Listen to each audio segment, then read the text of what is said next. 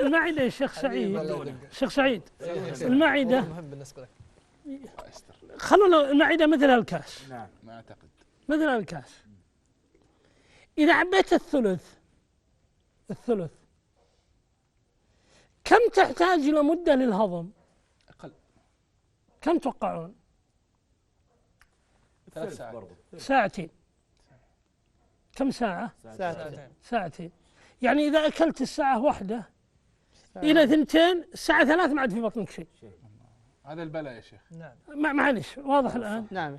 ولهذا ترى تاكل 6 وجبات خفيفة صحيح. أحسن من وجبتين مليانة. فواكه. طيب إذا عبيت إلى النص 4 ساعات 6 ساعات.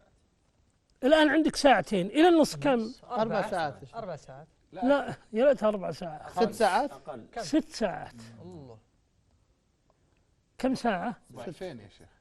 كم ساعة؟ 6. 6 ساعات. ترى ما بين الثلث والنص شيء واجد.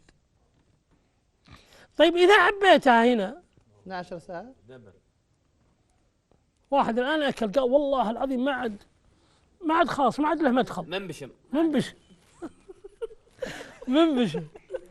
هذا يحتاج إلى 24 ساعة. لا اله الا الله. كم؟ عشان كذا الله يحفظك ويحفظ من الموجودين ومن يسمع يقول لك توجد في المعدة أكل يتعفن من قلة الهضم. نعم.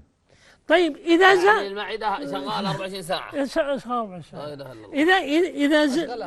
إذا زاد على الأربع يعني زاد الأكل عن المعدة تعدى يودف. هذا هو الشحم. يتراكم. الله يكفيك. الله يرحم على حالنا. فهمت؟ ولهذا حاول أخي الكريم يلبد على تبدأ. يلبد حالك متعب. الله كريم. ولهذا أخي الكريم حاول والله صحيح حاول إنك تقوم من الأكل وأنت محتاج إليه. يا رب. أنت مشتهيه. وعود نفسك إنك ما تأكل إلا الثلث. إلا إيش؟ وثانيا اسأل خبراء التغذية. ترى بعض الأحيان قضية عملية هضم الطعام تراها دراسة. لازم بعض الناس ترى يبلع بلع. صحيح. والله صحيح. هذا غلط يا شيخ. يدربها. وأنا أمس قبل أيام تقريبا 3 شهور قبل 3 أيام سألت أحد الدكاترة